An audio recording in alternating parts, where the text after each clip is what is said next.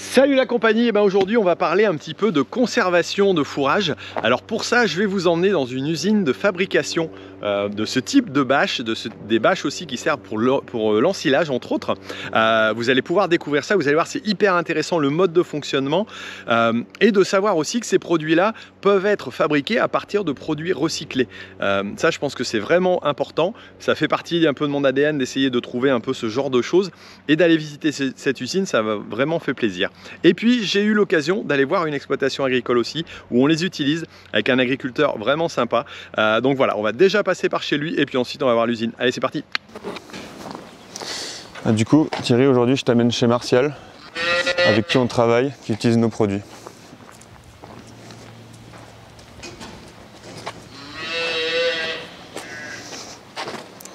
Salut Martial. Bonjour. Bonjour Martial, ça va? Ça va. Bon, exploitation laitière ici alors? Oui. Alors, dis-moi un petit peu, décris-moi un peu ton exploitation. alors aujourd'hui, je suis en exploitation individuelle, donc j'ai 90 vaches laitières. D'accord. Et une surface de 120 hectares à peu près.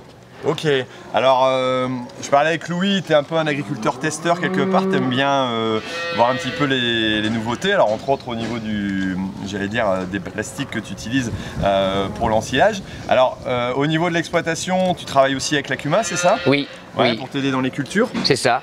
En fait, sur une structure comme ça, c'est quand même lourd quoi. Voilà, le manque de temps fait que en fait, il faut déléguer certaines choses et la partie la plus facile à déléguer, c'est les cultures. D'accord.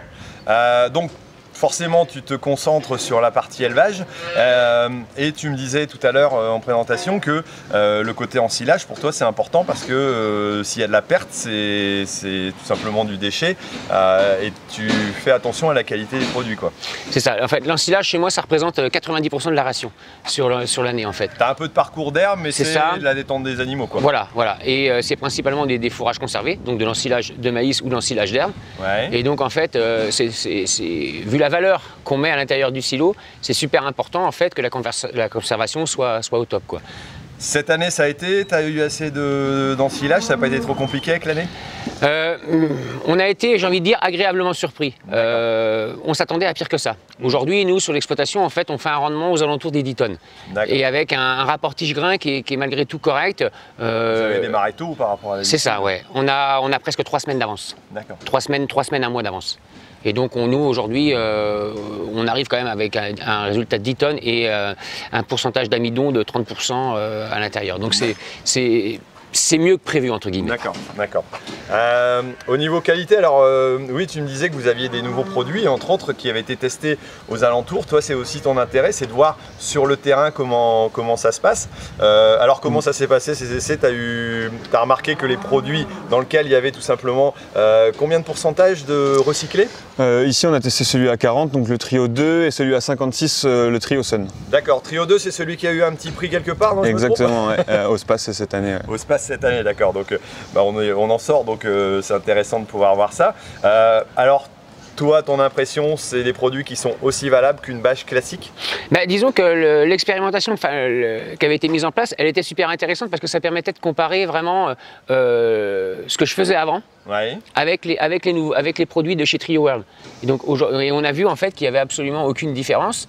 C'est-à-dire que le fait qu'il y ait du recyclé ou pas dedans, ça ne nuisait pas du tout à la conservation. D'accord. J'ai même envie de dire au contraire, parce que sur la partie ensilage d'herbe, on sait, avec cette bâche-là, en fait, il y a eu la formation en fait, d'une espèce de bulle d'air qui montrait en fait que vraiment l'étanchéité était bien présente et que la fermentation avait démarré tout de suite.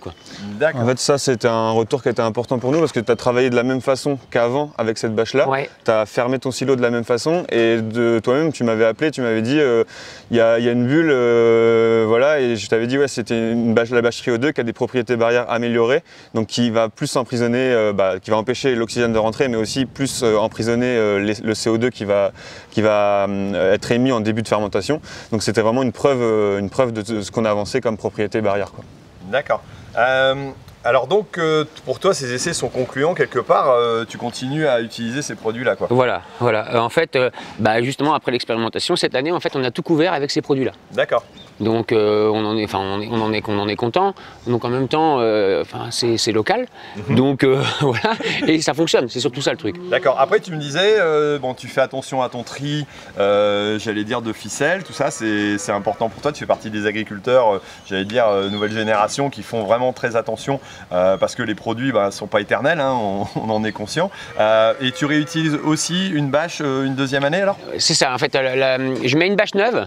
Et par-dessus, en fait, je réutilise la bâche qui était en place l'année d'avant. D'accord. Et normalement, enfin là, j'en ai manqué, mais je mets un filet aussi par-dessus et après on ceinture avec des boudins. D'accord, ça te permet d'avoir vraiment une bonne conservation. Oui, oui. La deuxième bâche, j'ai envie de dire, c'est plus une histoire de sécurité parce que voilà, c'est quand on cache, ça permet en fait de protéger la bâche neuve, mais elle n'a pas un gros intérêt, quoi. Ok, d'accord. Et après ces bâches là, quand elles sont utilisées, que tu les utilises plus, qu'est-ce que tu en fais? Alors on essaie de les nettoyer au maximum. Ensuite elles sont repliées et on les envoie chez un collecteur, enfin chez un distributeur local là, qui reprend tout en fait. C'est ça, c'est voilà. C'est ça. C'est de la filière et puis ça repart pour être traité aussi, pour refaire à nouveau des produits qui sont utilisés aussi en agriculture ou ailleurs, quoi. Exactement. On a deux périodes de collecte par an pour les bâches. Et même chose pour tout ce qui est ficelle, filet et bâche d'enrubanage, on a pareil deux périodes. Une au printemps, une à l'automne, quoi. Ouais, donc, ok. Donc ça permet d'avoir... C'est suffisant pour toi ces collectes-là? Oui, c'est suffisant. Elles sont plutôt placées intelligemment, donc c'est plutôt pas mal. D'accord, ok. Bon, j'aime bien les retours parce que c'est vrai que de temps en temps ils savent pas si c'est suffisant ou bien pas. Alors justement, ici juste à côté, vous avez une usine qui utilise aussi des produits. Alors c'est pas du produit agricole, mais c'est des produits issus de l'industrie. Je voudrais vraiment voir comment ça se passe parce que vous faites aussi du film d'enrubané que moi j'utilise pour mon enrubanage. On l'a vu un peu à la ferme. Puis vous avez des couleurs un petit peu spéciales dont j'aimerais bien voir un peu la fabrication. On peut aller voir là-bas? Pas de problème, je t'emmène. Écoute, merci beaucoup pour cette présentation d'exploitation et puis bonne continuation. Merci.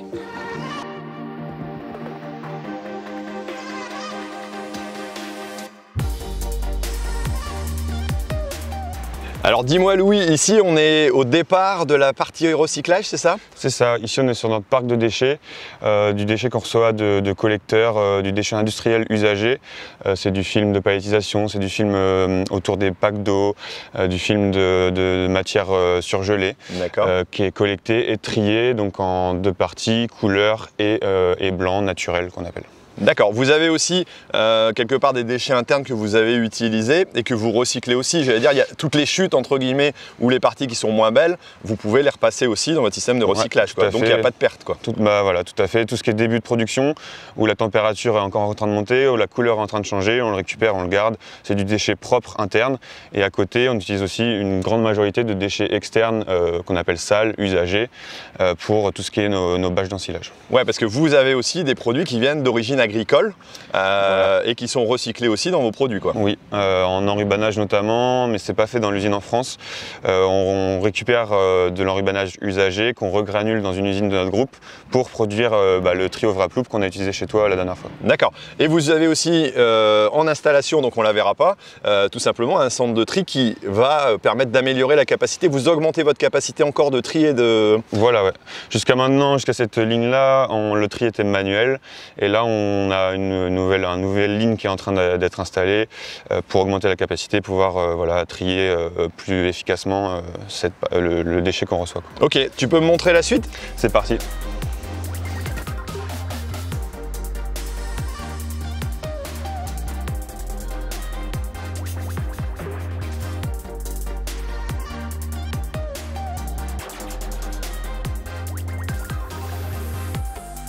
Tu as deux lignes, tu as la récupération des produits, j'allais dire qui sont d'origine de l'usine que vous allez retravailler, vous avez les balles de plastique qui viennent à l'extérieur, vous triez l'ensemble, vous le redéchiquetez en petits morceaux et vous le renvoyez dans une laveuse, ça a besoin d'être propre et nettoyé, alors c'est ça? Ouais, c'est ça.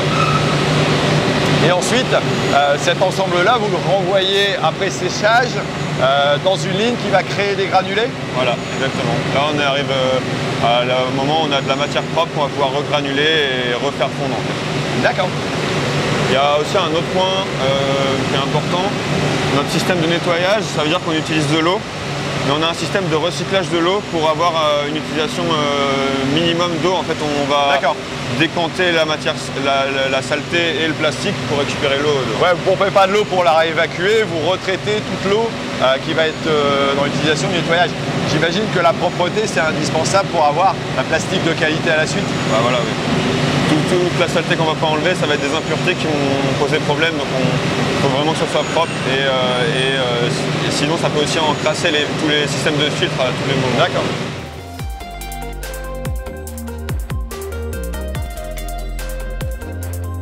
Alors ici, c'est la fabrication des spaghettis, c'est ça? C'est ça, c'est une grande machine à pâte. Ouais, on vient faire fondre la matière, la passer dans des filtres, dégasifier, enlever les impuretés.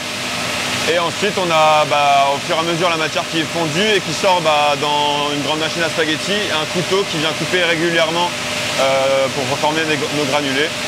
Et puis on vient les refroidir rapidement pour éviter qu'ils se compactent. D'accord. Et puis on les met en stock et on va pouvoir les stocker dans nos silos intermédiaires.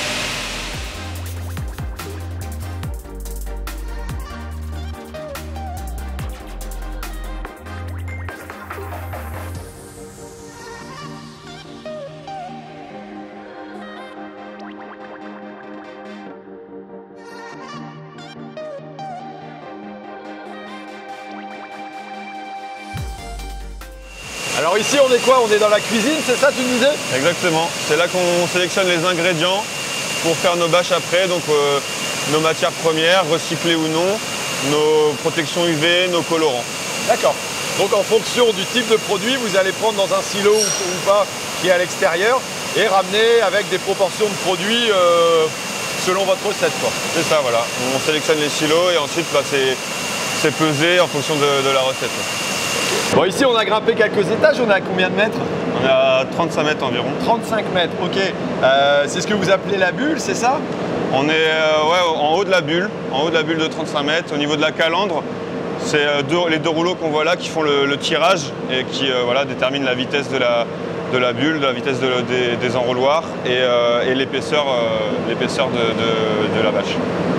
Quelque part, c'est un espèce de gros ballon de baudruche qui est gonflé du bas et on voit remonter la matière tout doucement. Il y a un volume d'air constant à l'intérieur alors? C'est ça, voilà. On crée une bulle de chewing-gum au final, avec de l'air, un volume constant à l'intérieur. On vient injecter de l'air froid à la base qu'on réaspire pour que ce soit toujours le même volume. Et c'est le volume d'air qui détermine la circonférence et donc la largeur de la bâche dépliée au final. D'accord. Pour un sac plastique poubelle, c'est la même chose parce qu'il n'a pas de couture non plus. Voilà. On a le même principe alors? Même principe, oui.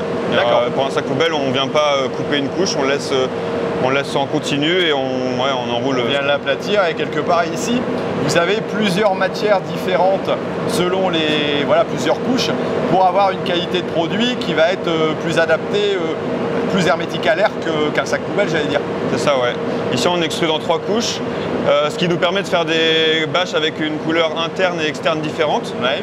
Et puis de jouer sur les propriétés avec une couche centrale qui compense, qui fait la résistance, etc. D'accord. Donc il y a différentes couches. Et donc cette bulle-là, vous ne pouvez pas l'arrêter, sinon il faut la recréer quelque part en retirant la matière tout en haut et en gonflant. C'est comme ça que vous faites au démarrage? C'est ça, ouais. On va essayer de ne pas faire de trous quand on va s'approcher de la bulle tout à l'heure. D'accord. Parce que là, la bulle pourrait se dégonfler et on arrêterait toute la ligne. Ah, ce serait un bon petit gag, ça, non? Là, je me fais virer tout de suite à coup de pied au cul. Ah ouais, on serait pas très content. D'accord. Donc ça est obligé de tourner en continu pour garder cet ensemble. Si ça s'arrête, faut tout redémarrer à zéro. C'est ça, ouais. Faut remonter. On remonte la matière avec des sangles tout en haut. On la fait repasser dans tout le système d'enrouloir. Faut gonfler. Là c'est pas mal. Ouais. Et du coup, l'usine, elle fonctionne en continu. Toutes les périodes de transition, de changement de couleur, de chauffage sont limitées, sont étudiées pour limiter au max le déchet de cette période de transition-là. D'accord. Bon, on va redescendre voir la suite, peut-être le pliage. Ouais. Vous disiez, Louis, c'est le système de pliage sur la petite bulle. Et c'est les triangles qui permettent de plier, c'est ça? C'est ça. Avant d'aller sur le rouleau qui repart vers le conditionnement, quoi. Voilà, ouais. On a un premier pliage en 4 avec ce système-là, avec les deux panneaux qui rapprochent la bulle et les triangles qui rapprochent au centre pour plier en 4. Et ensuite, on a un deuxième pliage en 2 avant d'arriver à l'enrouleur. D'accord.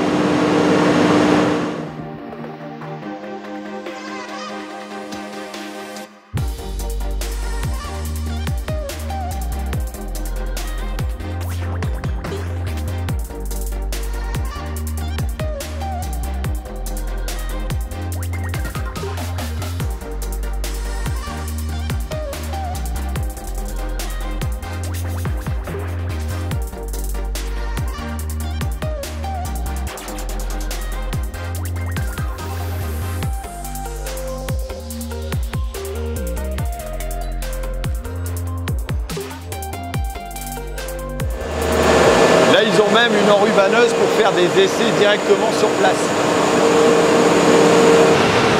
Alors ici, on est en maintenance, mais ça nous permet de voir un petit peu comment ça fonctionne. Donc le plastique, il est envoyé tout autour, c'est ça? C'est ça. Là, on est sur une ligne d'étirable, d'extrusion d'enrubanage. Ici, on a une 3 vis. On amène la matière toujours fondue jusqu'à la tête d'extrusion, dans le cercle central. Et puis, on a des systèmes d'aération pour refroidir la matière. On crée une bulle qui est contrôlée dans la... L'air est pulsé ici au milieu, alors? Elle est réaspirée par la cheminée au milieu. Réaspirée par la cheminée. Le froid, et puis là, ça va monter, la sangle. Là, elle va servir à retirer la suite, c'est ça? Ouais. Comme elle est repartie là, puis elle est arrivée derrière Guillaume. Ouais, c'est ça.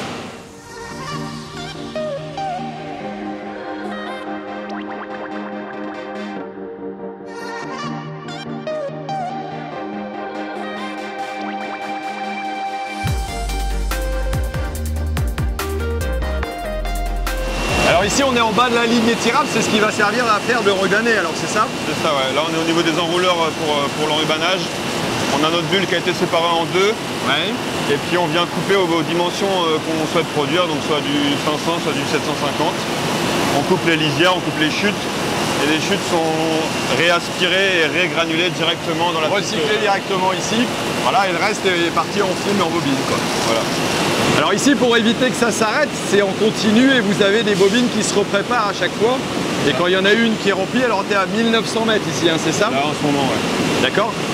Et l'autre vient la remplacer à la suite, c'est coupé, là c'est renvoyé vers le centre avant d'aller d'être emballé, j'allais dire, pour être, transporté, quoi. Juste avant l'emballage, il y a un petit contrôle qualité automatique du poids de la bobine avec le mandrin, de l'état des plans, au cas où il y a eu un réglage à modifier. Et si tout est bon, c'est envoyé à l'encre cartonneuse. Ok. Ouais, alors ici c'est vraiment la version miniature de l'ensemble avec tous les mêmes composants, et ici vous faites tout ce qui est test, qualité par rapport aussi au recyclé, quoi. C'est ça, quand on a un nouveau lot de matière recyclée qu'on veut essayer après le recyclage, ce que ça donne, comment la matière se comporte. Et puis aussi on fait les formations des nouveaux employés pour voir en situation comment ça se passe. C'est pas des chewing-gums et c'est pas non plus un autre composant qu'on pourrait croire. Voilà, ok. Et donc on met la matière, ouais, c'est vraiment le dessin, et là on voit bien le pliage aussi, comment il se fait, les rouleaux, c'est exactement la même chose en miniature. En miniature, quoi. Là c'est génial. Bon, alors d'habitude, je repars toujours avec un petit goodies. T'as quelque chose pour moi, Louis? Bah ouais, un petit goodies. Allez. Waouh! C'est du rose. C'est du rose. Ok, bah justement, je voulais faire un petit truc pour Octobre Rose, donc on va essayer de regarder ça pour faire à la maison. Écoute, je vais le poser quand même en attendant. Pour conclure, on a parlé au niveau qualité, vous avez aussi beaucoup de contraintes, de certifications que vous devez vérifier parce que c'est très important. Voilà, ouais, sur les différents produits, il y a déjà des certifications sur la matière première, certifier le taux de recyclé dans l'ensilage notamment. Et puis après en qualité, en suivi, on regarde tout ce qui est aspect, résistance, poids au mètre, densité, etc. On vérifie ça plusieurs fois régulièrement dans la journée, à chaque changement de poste, il y a des protocoles à suivre. Alors tout ce qui est recyclage, ça évolue pas mal, hein. On a dit au début de 30 à 95%, c'est des quantités, des volumes. On a vu dans la partie test aussi, vous essayez encore. Le but du jeu pour vous, c'est d'augmenter au maximum la quantité de recyclé pour être le plus, j'allais dire, efficient possible. Ouais, c'est ça. Bah, nous, on a notre unité de recyclage. On veut travailler vraiment cette matière première qui est une ressource qu'on veut utiliser. Et du coup, voilà, on travaille sur l'enrubanage. On a sur l'ensilage de 40 à 96% de recyclé aussi. On a eu un Innospace cette année, notamment sur un produit résistant avec 40% de recyclé. Ouais, le recyclé avance. Alors pour ceux qui s'inquiètent parfois, maintenant au niveau qualité, on voit que ça tient. J'allais dire, il n'y a pas de problème. Et ce que j'ai remarqué aussi ici, c'est que vous augmentez aussi les productions. Quelque part, il y a une relocalisation. Vous allez faire aussi d'autres sacs plastiques. On parle beaucoup de relocalisation en France. C'est important aussi pour vous? Voilà, c'est aussi créer de l'emploi dans le bassin ici. On a de la chance que notre groupe nous fait confiance dans l'innovation parce qu'on a une expertise depuis 1985 en recyclage. La première ligne, c'était en 1985. Ça a permis de monter en compétence tout le monde et du coup, ça a valorisé localement et internationalement aussi. Vous avez pris de l'avance et quelque chose, tant mieux, parce que maintenant, ça va être obligatoire aussi. C'est ça. Ces produits-là, si on veut, voilà, et donc ces produits-là vont être de plus en plus compétitifs derrière. C'est ça, exactement. Ok, merci beaucoup. Si vous avez des commentaires là-dessus, je sais qu'il y en a qui n'aiment pas le plastique, mais en même temps, c'est important d'en avoir pour pouvoir tout simplement bien le travailler et puis le recycler aussi par la suite. Donc voilà, n'hésitez pas à mettre un petit commentaire, un petit j'aime aussi, si vous avez apprécié la vidéo, puis on se retrouve pour d'autres vidéos. Je pense que moi, j'ai utilisé ça dans un autre contexte aussi, mais qui sera tout aussi utile, je pense, voilà, pour l'agriculture. Merci Louis. Merci Thierry. Allez, salut. À la prochaine. Allez, à plus.